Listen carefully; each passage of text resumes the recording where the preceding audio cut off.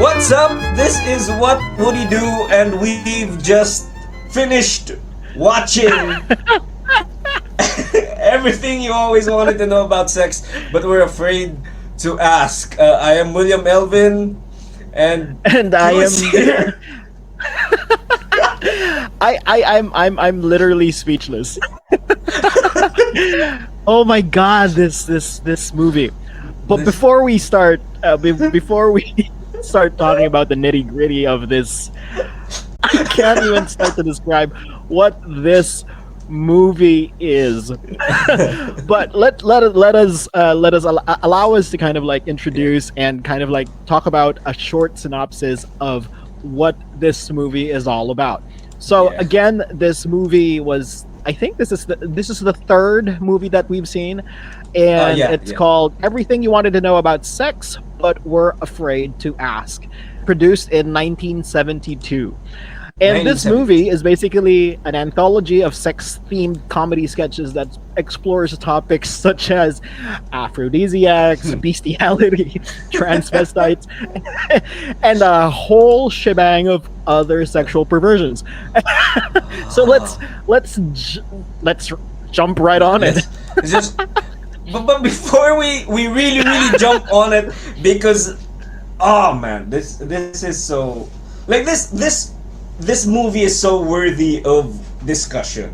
This is so different from everything Woody has ever done. 50 films, and this is I can't think of anything else he's ever done that's like this. Because I almost forgot to like do a proper introduction of this thing. Our podcast is available on Spotify and other streaming services. We're also going to put this up on YouTube.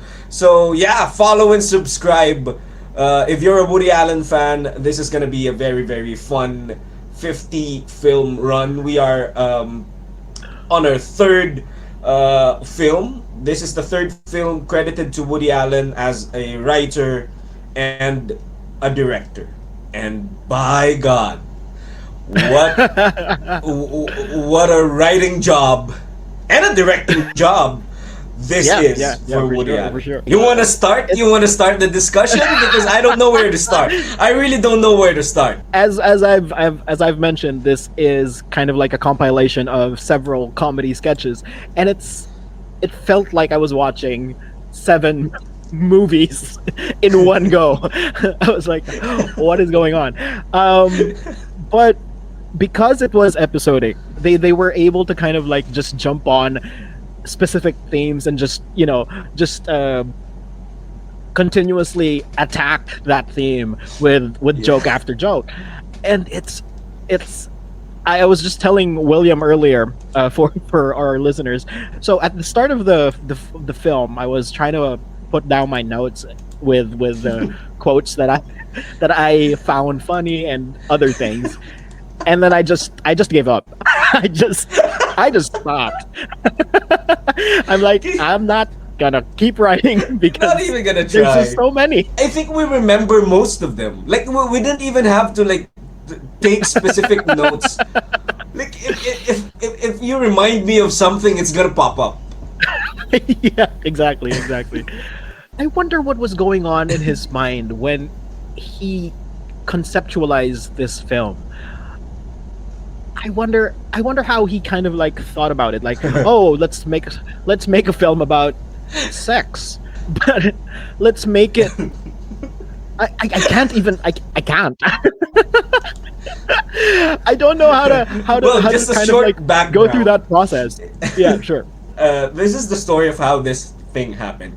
So if you remember the opening title credits, right? So it says this movie is based on a book. It's inspired by a book by a Dr. David Rubin of the same name. Everything you always wanted to know about sex but were afraid to ask. Now, what happened is that Dr. David Rubin is promoting this book in a TV show. Woody Allen he happened to be watching the TV show where the doctor was promoting the book. the story was the doctor quoted a joke from Take the Money and Run and did not Okay. credit him. Do I think sex is dirty? Yes, if you're doing it right. So in his mind, it's like, okay, so he did not say that the joke was from me. I'm gonna do this to him. I'm gonna do a film loosely based on his film. I'm gonna buy the rights to his book, and This movie is raunchy. This I mean, without it being thoroughly obscene, except for that second segment where yeah, they yeah, right. We're gonna featured get to that. Yeah. a sheep. But other than that, this movie, and rightly so, this was R-rated for. I think it would still be R-rated in today's standards. It would be. The amount, the number of jokes, and the amount of adult material that he tackled in this movie without actually Yeah. tackling anything is just staggering. To be honest, it's just a Russian roulette of just jokes after jokes after jokes. It feels like it's an unfiltered exercise in creativity put on film. You know, if it's Yeah, it's exactly. like I feel that. it's like when you're a student, you know, when a teacher says, "Okay, make a film. We're not gonna censor anything. No one's gonna tell you what to do. No one's gonna tell you what not to do. But we're gonna give you like $1 million. You know, we're gonna and you can cast your friends. You can cast like big stars. You can cast yourself. You can Oh my cast God. your ex-wife here. Louis Lasser is here again. Yeah. I saw. And it's like this is a party of or should I say this is an orgy of creativity Oh of my God, yeah, creativity that- centered around sex. That's That exactly how is this appropriately inappropriate. yeah, right. That's exactly how this feels. It's fun. It's fun to talk about this film. It's hard to pinpoint anything, and I mean for me, it's a mixed bag.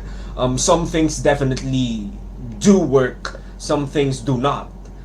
But it's like it's a great insight on how Woody thinks, and I think This- the best way to start this film is to discuss it segment by segment. I think.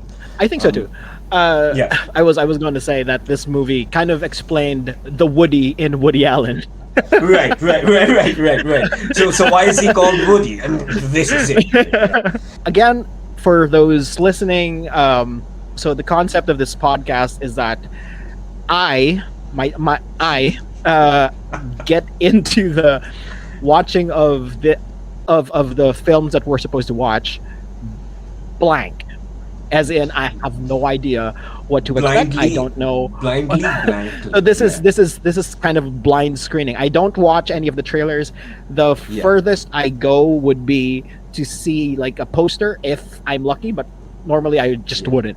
So the only thing that I know going in would be the title of the film, and that's Right. it. So so okay. So from my perspective, it's the first segment. Do aphrodisiacs work? So in that segment, Woody Allen played a jester, and it's just I was like, I mean, I get it, and at the same time, I really like kind of like the medieval era. Yeah. It's But it's the Shakespearean language in the medieval. exactly, and I he has a lot of these really smart one-liners, particularly in that Definitely. segment, and because he had to make it fit the medieval era. So one particular favorite of mine was that stupid line, "I fell on my bells." Yeah. Yeah. And he's breaking the fourth wall. It's the first time. It should be noted that this is the first time Woody Allen breaks the fourth wall, and we're gonna see a lot of that in the Yeah. following films. I mean, this is actually like I don't know if a lot of people watched the Woody Allen films chronologically. You know, from film 1 to film 50 or Yeah. film 49 as of recording this. Uh, but you kind of see the evolution. I think that's the most interesting thing that we're getting from all this. And you, as a first time viewer, you're actually Oh yeah. we're actually getting the right. We're getting the reactions of someone who might have seen these films in order back in the Yeah, day. yeah, exactly. It's. I think it's tightly written. I mean, the joke of the doll head, and Yeah, the yeah, beheading. yeah. It's smart. It is really smart. By now, we already know that this guy is a very very smart guy. I think. I remember this other line that he said that, "Oh, I should be quick because before you know it, the Renaissance will be here and we'd all be painting." And we'll all be painting. Yeah. I mean, who thinks that? I mean, Yeah. who would write that in? I think I like that first scene, and I think that's the appropriate scene because I think the way that they progressed, kind of like the treatment is kind of chronological. So it started like Oh. in the medieval age and then ended in like semi-futuristic kind of way. Oh, I never. Yeah, yeah. I never. Oh, I never realized that. I remember that scene where he's like his dad kind of, I'm your father, that sort of like scene. My father. The Hamlet ghost. Oh my god! You know, the scene opens with TB or not TB. That is the congestion. And the bodkin joke. You know the. Yeah. I wish I could see a bodkin without clothes or something. It's like, yeah. Oh my god! Brilliant, just brilliant. My only thing in the first segment, and this is because I've seen almost all of Woody's film. It's not a Woody thing to be tacky in editing, but in looking at it now, it's like maybe it's the time. Maybe I don't know. Maybe he was going for something more tacky. But for me, it's like it just feels that way, which didn't bother me a lot. I just kind of noticed it as a Woody Allen fan. And I could be wrong. Maybe it's just like maybe it's my mood today or whatever. But I kind of feel like the editing in this segment is tacky, and it's the only segment in this film that is like this. I haven't seen many Woody Allen films to have that kind of like observation, but I'll take note of that. Let's talk about God. what is sodomy. I mean, can you imagine? I mean, this is about of course, it's about a doctor who gets a strange visit from a client who's in love and has sexual relations with his pet sheep. With a sheep. And it's like, but I mean, here's my thoughts, sir. He's never gonna be this sleazy again after this one. Like after this film, he's never gonna be this raunchy again, ever. Yeah. But this one is so shocking. I mean, imagine how it was received in 1972. It would be still shocking today if anyone did this. How did they? I don't know. I know that Woody Allen has creative control, so probably no one can tell us, man. I mean, I don't think we should put this one. I mean, it's quite a shocker. Oh yeah. So in terms of shock factor, the only thing that I can probably compare this section, this chapter to, in terms of shock factor, would be, that Black Mirror first season episode, the national anthem from Black Mirror. That's what you're referring to. Right? Where this politician was made to have intercourse with a pig. I mean, obviously, bestiality is so taboo. It's so taboo in any decade. I mean, I don't think it was never it was ever out of taboo. Right. But just the visual of it is just so shocking. Even in this chapter where they didn't show anything sexually done to the animal. Right. But just the implication, how they implied the plot is just so graphically shocking that I have no words. I'm like, what is this?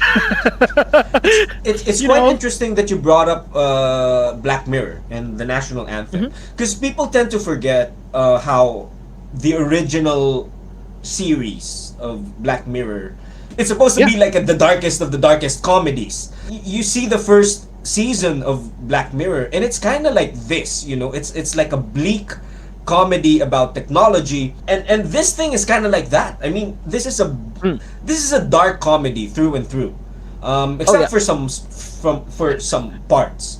Or I don't think anything is kind of light on this one. Even the giant boob thing, which we're gonna discuss later. I mean, it's all kind of like there's this heavy undertone just put into a more comedic treatment. But the thing is that we were discussing before we were recording this podcast, that the thing that made this segment so shocking and so Yeah. blunt is that Mhm. Woody Allen chose to treat this as a drama, like how it Yeah. looked. Yeah. Yeah. No one was Exactly. playing for laughs.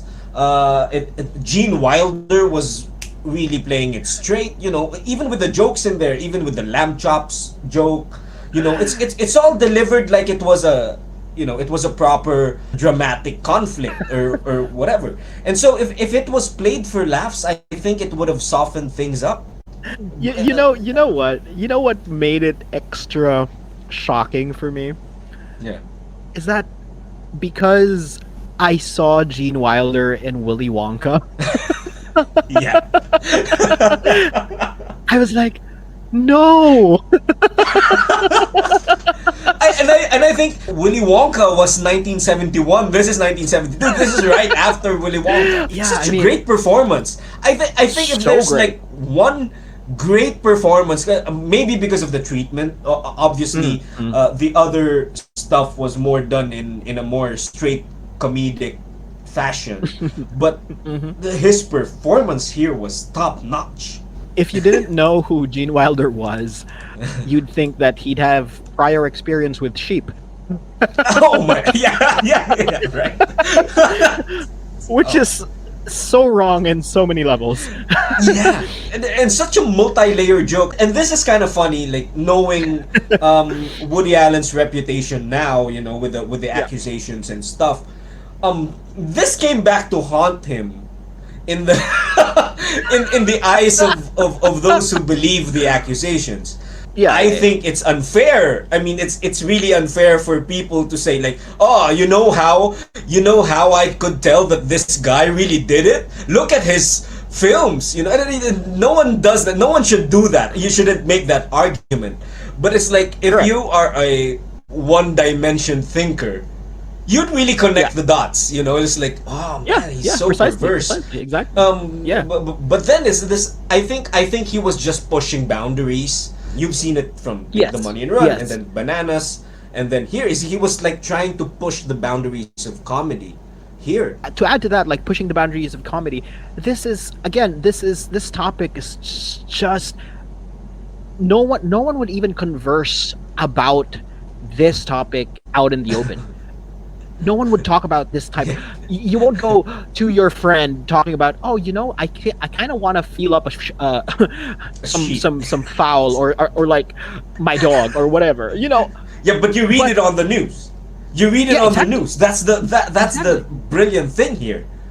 Like that this exists. And particularly now in this information age, I'm sure in the same way that flat earthers exist, these Yeah. people exist. So to have this type of thing to talk about in the 70s is just so mind-blowing for me. I wonder how long it took people to talk about this out in the open. Like, I bet if they were interviewing Woody Allen at the time, they would probably not even touch that segment. In the last episode, I told you that he did a romantic comedy before this one, which he did not direct, and hence we're not Yes. we're not yet Watching covering it. that. We probably Yeah. will along the Okay. along the way, but I think it's because he is so prolific at this point that he's dishing out content every year. He's the OG content creator, to be honest. Yeah, he is the OG content creator. Listen, he was dishing out one movie a year, and it's like everything is so fast, and I think it's quite intriguing to me that no one is talking about this one as much as the other revolutionary stuff that he did later on. Yeah. Let's leave that question hanging out there. And if any listener wants to join in this conversation, why do you think this film is not that, it's not that talked about as much as the others? We've spent a lot of time in the second segment because it's like this is such a like it's uneasy, it's uncomfortable, but it pulls you in. There's just so much to unpack with just this one segment that we can keep talking about it for longer, to be honest. But since we're already at the 30-minute plus mark, we just like to remind everyone that if you have suggestions, reactions, or whatever about about our podcast, we are available on all podcast platforms, and of course we have our audio on YouTube, so please do follow and subscribe. And for those questions that you're itching to ask us, or suggestions or reactions that you want to kind of like field out, we are also available on whatwouldhedo@gmail.com. So please do reach out to us as we continue this discussion on the movie. Everything you wanted to know about sex, but were afraid to ask. Everything you always wanted to know about sex, but everything you always wanted to know.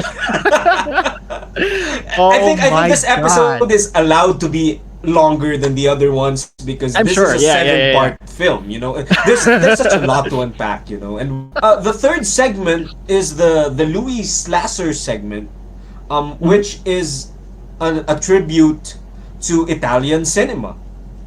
And now Woody Allen is experimenting with Italian cinema. We're gonna see more of that influence later on, but now he's doing it with a comedic touch, in a raunchy sex comedy setting with his ex-wife Louise Lasser. And I never realized how pretty Louise Lasser is. She is pretty in this segment. Were they already exes by this time? I yes, assume so, yes. Right? They were exes by the time Bananas came out, but they were like really good friends. So yeah. Oh wow. They're really good friends. They remain good friends. This segment, why do some women have trouble reaching an orgasm? And as you said, it's kind of like an homage to Italian cinema, and I like how the styling was like. They put Woody Allen in those Italian suits, like the sports cars, all of cigars and stuff. Yeah, all of those big Italian stereotypes at the time for that era. I actually enjoyed this segment quite a lot, and. In as much as I wanted to kind of like take a lot of quotable quotes from this one, it's just I can't do the Italian. But this is the her father gave me a map segment, right? Oh yeah, I remember that line. Her father gave me a map, and I was like, that's amazing. Just the number of punchlines this movie has is just and the plot is so simple. Louise Lasser is frigid, and the only way she could get sexually aroused is if they do it in public. And it's a visual treat too. Like, it's beautifully shot. It's beautifully shot. It's like the cinematography is like it's spot on. Like, the play on shadows, the play on colors. Like, it's amazing, actually. Actually, one particular scene that stuck with me, and I don't know why it stuck with me. I just probably like how it was shot. You remember that scene where him and his friend, they were walking down kind of like a corridor, like it was scrolling sideways, and they were just talking. Yeah. And Woody was in the background, and the other guy was in the foreground. And I really liked the way that was shot. Yeah. He probably got it from someone, from Fellini or someone. We're gonna see more of that, especially when we reach Stardust Memories or something. But this is his first experimentation with touches of Italian cinema. So I think we're getting deeper into the Woodyverse. It's like it's opening Yeah. up. And you as a first time viewer, you kind of see the pieces falling into place, right? Yeah, exactly. And yeah, I'm quite enjoying. I'm actually quite enjoying it. The third segment is not as complicated to kind of like digest Yeah, compared yeah, to yeah. It's the earlier one. And the then fourth what's the fourth next? one is The kind of fourth. easy too. I mean, it's kind of light too. Um, it's about the transvestite. It's kind of like it's an easy watch. Like this is an easy watch. I think this is probably the tamest segment in terms of like sexual content. Um, Hmm. the segment actually has heart. It Yes. ended like in an emotional way. With the wife understanding the condition and stuff, and them laughing about it. This is quite heartwarming and quite given the period of when this was Yeah. done. This is quite progressive for Oh that yeah. time. I would think It so. still Yeah, I it would think still so. is like a product of that time. It's being called a Hmm. disease and stuff, but still, it was kind of like it was opening up to the idea of like this is something that happens to some people. And it's like, yeah, let's we can laugh about it. And I think I And that's what I like about this segment. yeah, I mean, and it's nice that you kind of like highlighted that it was heartwarming because they were treating it with such kindness. Yeah, The movie was treating uh, the idea of a transvestite with such kindness, and yeah, particularly at that time where if you dressed inappropriately, you would always you would be called uh, apologies for the term a faggot. yeah. Right, right, But right, right. because I'm sure that was that time, that was that period where it's being gay was offensive, and just the way that they almost caressed the topic and kind of like massaged it.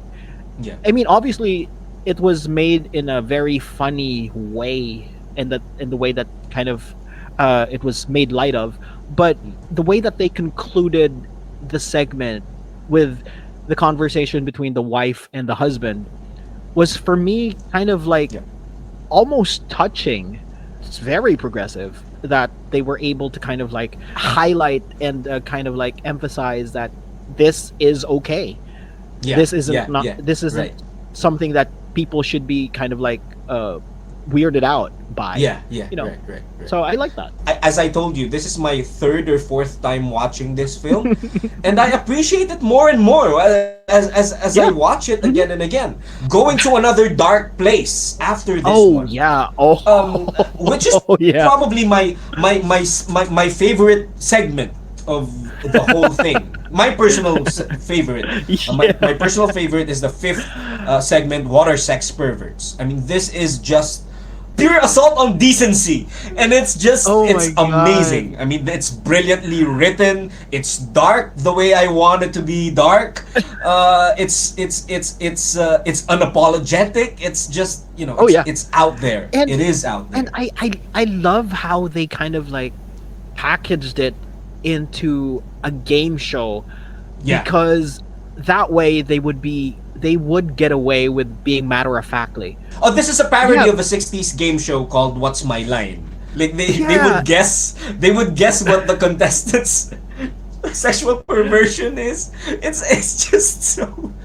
Oh, you're forgetting one detail. The opening of this scene is Was a commercial. the gay commercial. So what did you like Oh my more? god. In terms of like these weird commercials, commercial inserts by Woody Allen, the New Testament commercial from Bananas or the Lancer commercial from this one? I think I enjoyed the New Testament one. Just I mean, I'm talking about it with the knowledge that this is 2021, Of course, and of course. we're kind of okay with this type of humor. And I kind of expected it but I mean, if I were to put myself in the 1970s, I would probably be so shocked to see that on screen. Yeah, the jokes are, it's kind of like, of course, it's a product of its time, but there's no indication that he finds it weird or he finds it, well, he finds it funny, but he definitely does not find it to be like a sin or an evil act. Yeah, or whatever. yeah, And I think precisely. That's kind of And I progressive think in its own way for that time. yeah, exactly. And I think to be able to kind of like effectively joke about something like that, you need to be okay with it, and you need to address it in that with a Yeah. certain grace, I would think, for you to be able to kind of like write effective jokes around it. As I said, this is my favorite segment in the film. This is the BDSM rabbi. This is the guy who likes to expose himself in subways.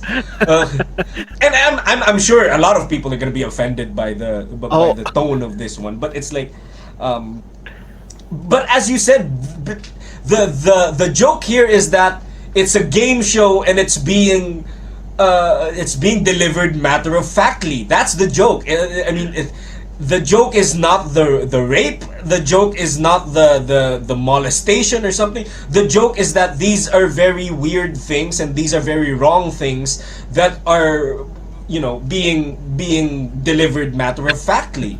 That's the yeah, joke here. That's the context of the joke. yeah, exactly. Yeah. For our listeners, just so you know, while I'm watching this, I'm visually shaking my head with just with just the shock value of the scenes, or of the themes that were kind of like being thrown out in this segment, and just the lines that, oh my god, there was this one line there that, do you molest children?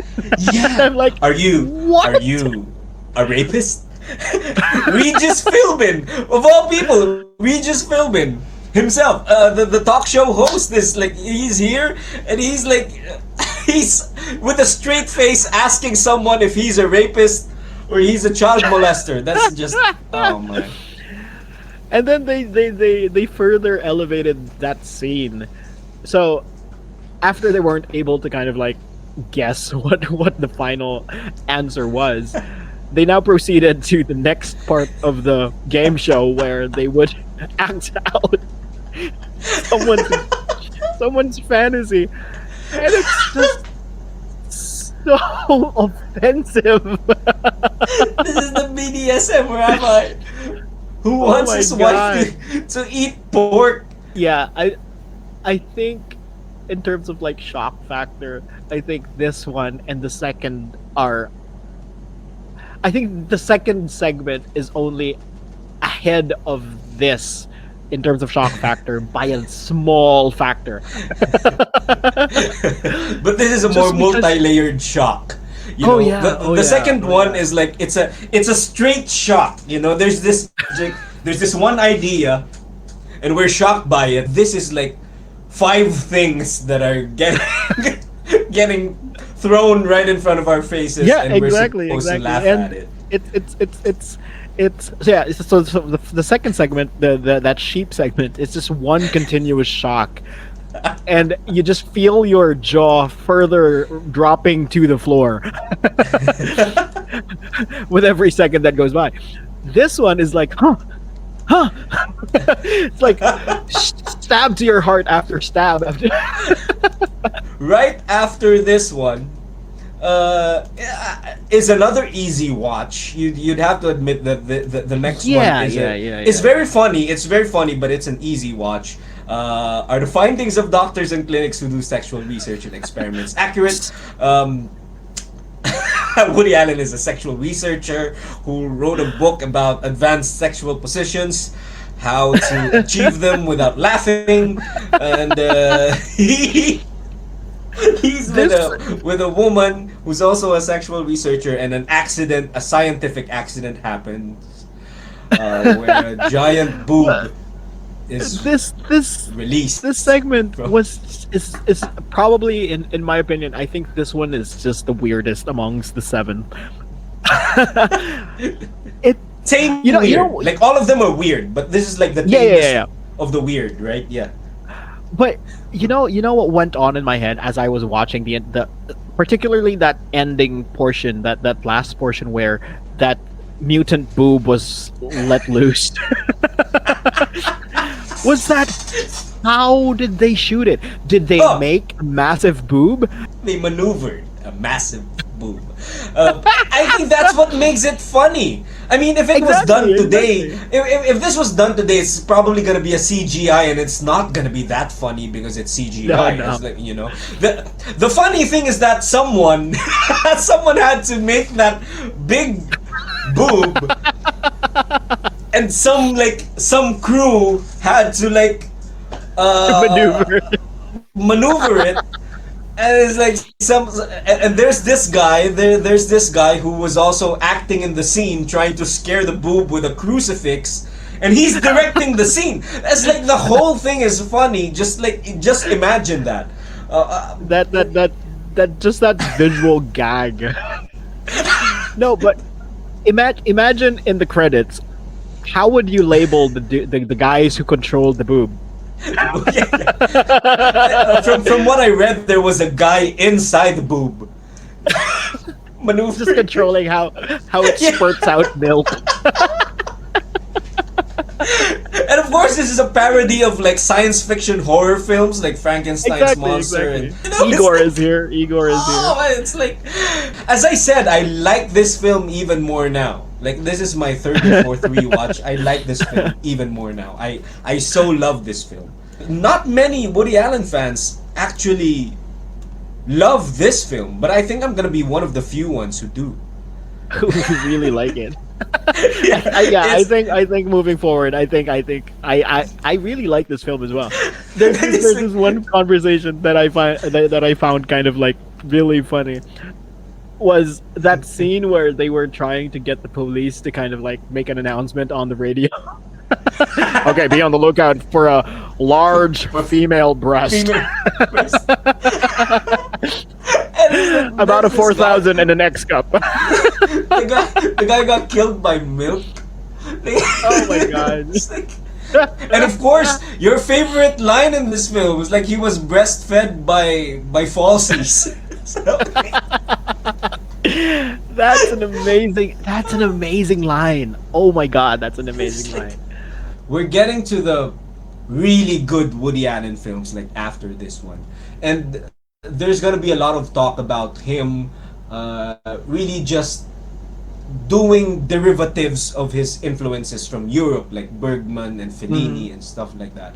But the thing that separates him, I think, from most of his peers, what separates him is his incredible sense of humor.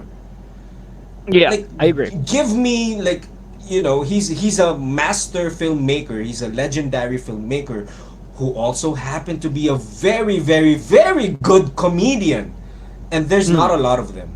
We've discussed like how dirty a lot of the themes are, even from the previous movies that we've seen. And if you were kind of in any way a serious director, or if you were tackling it with with such a serious Serious tone. face, you won't serious tone, you Yeah. will not get away with making it like that. Yeah, If I imagine if someone else other than Woody Allen would have directed even one of these segments, he would Right. immediately be flagged as whatever. But since Yes. this is kind of like packaged in kind of like the platform of comedy, he would get away with it. and he did. He did get away yeah. with it. Yeah. That to me is amazing, like mind blowing. And what a perfect way to segue that from all the hard, weird, heavy stuff with something so light. Like, this film ended lightly. Yeah, and quite it's enjoyable, quite actually. charming. Like, really, the last segment is really, really charming. I think it's the most mainstreamable of the whole thing. Yeah, Like, you could exactly. show this to anyone today, and it's just gonna be like a very, very inventive, kind of dirty, but not really, sex Yeah, comedy, yeah. right? It's What Happens During Ejaculation, of course, starring Woody Allen as an anxious sperm scared of being deployed. Here is Woody Allen.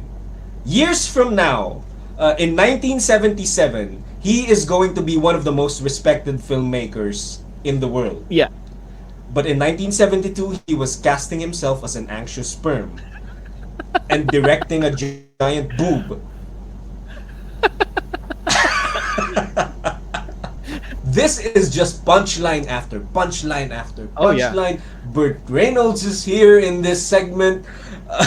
It's like, I mean, just the number of visual gags in this segment alone is enough laughs to kind of like push this movie forward. And oh my god, it's also in this segment that they would, I think this line would be one of the most cancelable in this day and age. When he said, "What if it's a homosexual encounter?" What if it's a homosexual encounter? That's just so amazing. That's the thing. I mean, he's an anxious sperm. He's like, what if I get deployed and he has this rubber thing and my head is gonna hit like he hit a rubber What if he's wall. masturbating? Or what if and it's then a sexual encounter, a homosexual encounter? Yeah, I'll end up on the ceiling or something. It's like it's and the joke with like the black guy as a sperm, like, what am I doing here? What am I doing here? That's the fucking best visual gag of everything. And you cannot do it now. If you're not a black person directing it, you cannot do it now. Like he's a white Jewish guy from New York doing that joke. But it's so funny. It's just so funny. It is funny. You can't tell me that it's not funny because it is funny. So funny. That for me, that 2-second clip of what am I doing here?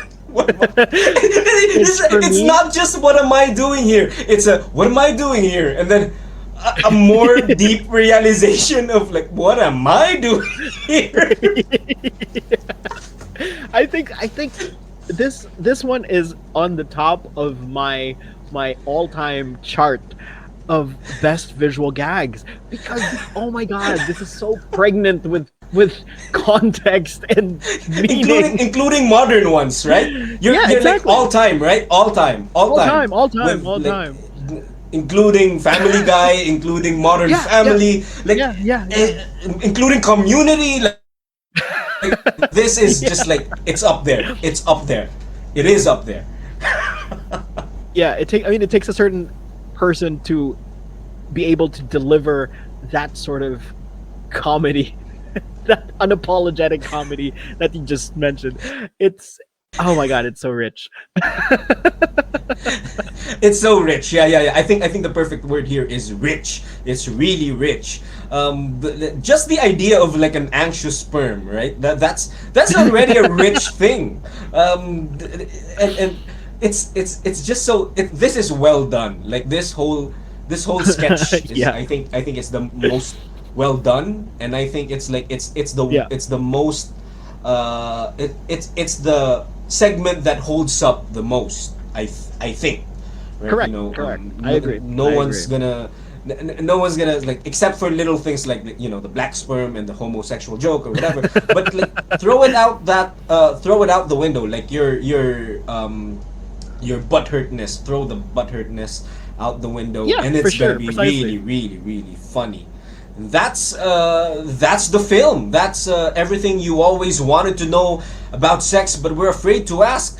I did not expect us to like this one this much. Because this is your first time to watch this, you give the score. You give the score. Out of 10, what is your verdict? It's really hard for me to kind of like give a numerical score for this, but because there's just so many small films in this movie. And I would be playing in averages if I just, this first one is blah blah and this next one is whatever score. But in terms of like enjoyment, I really enjoyed this film. Uh, for me, I want to watch this film again. Maybe Yeah. not immediately, Yeah. but Right. for sure I wanna. I wanna, and just because of that sheep segment, but but It's not something that you can watch with like a lot of people no, around you, right? no, It's like, no, no, no, no. That segment has scarred me for life. Um, more than the giant boob.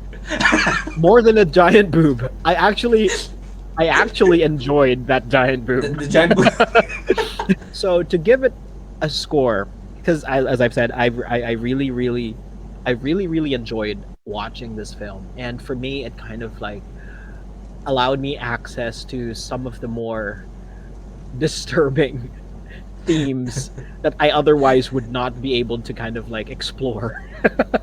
And I mean, aptly so, because it's everything you always wanted to know about sex, but were afraid to ask. Afraid And to ask. true to the title, this film for me is so brave in its content. Um, and I would be giving it a disservice if I gave it a score lower than 8. So for me, this Wow. one, 8. It's an 8. It's a solid 8. Solid Yeah, 8. yeah. Like it's not Solid it's not a 8. 7.5. Solid 8. It's a wow. It might even be an 8.2 to me. Wow. Yeah. I really liked it.